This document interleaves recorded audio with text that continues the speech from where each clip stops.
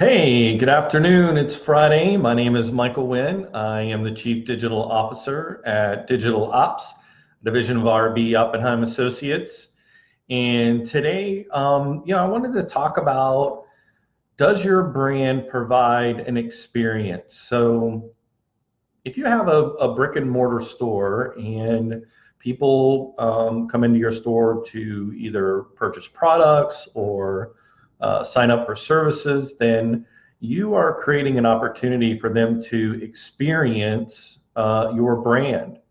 And we were talking today at lunch. Our interns today enjoyed a little lunch with us as we talked about um, this topic, and I threw out what are some great local Tallahassee businesses that you go to and you have a great experience. And one of the businesses that was brought up was Quarter Moon, which is a really unique store that located in near Lake Ella in Midtown.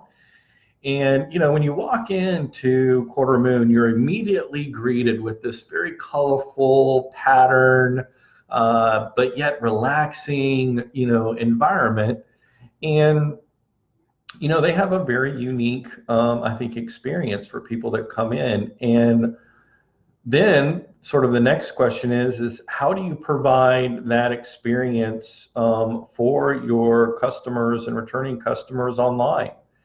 And I think it really goes back to kind of thinking about how do you tell your story and create an experience. Well, when you think about it, what are experiences really made up of? And for the most part, I think it's really sort of a combination of sort of the core basic human senses of sight, smell, taste, touch, feel, and hearing, like the core basic ways that we do experience those, things.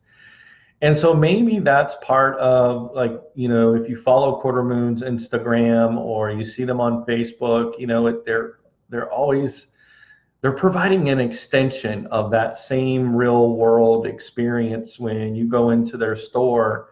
And I think it's again, it's one of those unique things. And I think a lot of companies and brands, really miss out on that because their language and, what they put out on social media or even on their website is very sales oriented and always asking, rather than value, and then ask.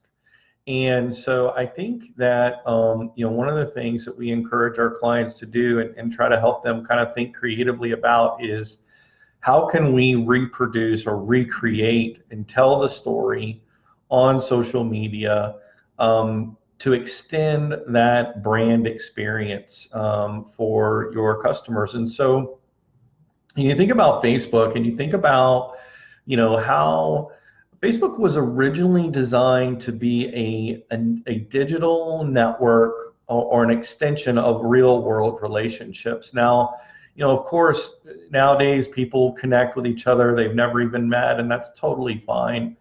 But I think that, when people see other friends interacting, enjoying their favorite, beverage or meal, or, when they're caught in the act, if you will, of using or enjoying a product or a service from a brand, that's such a natural sort of expression and really fits the platform, of Facebook. So I think that's a very practical example of what that looks like. And then, I think, Instagram has really, kind of made such a very natural shift, and, it makes sense why, Facebook would kind of bring that into the fold of their product line, but yet keep it its own entity. Is it also is a photo economy. And I think it's a great example of, if you follow brands on Instagram, you see, again, a lot of images. And sometimes what I think is fascinating is, some brands do it great where the product placement isn't necessarily in the photo, but the photo tells the story of what the brand stands for, and that really connects with the buyers, and so or the people who use those products. And so that's the whole thing. Is I think as a society we really enjoy connecting with our brands from the values that we stand for, or the things that are important to us. And so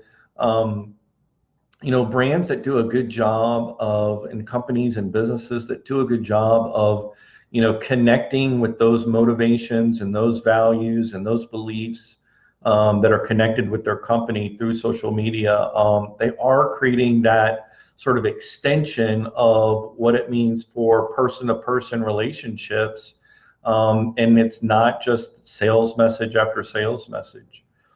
When I think about Twitter, I think what we see, it's always been Twitter, in my opinion. It really started off as a link economy, meaning sharing links that led to more content.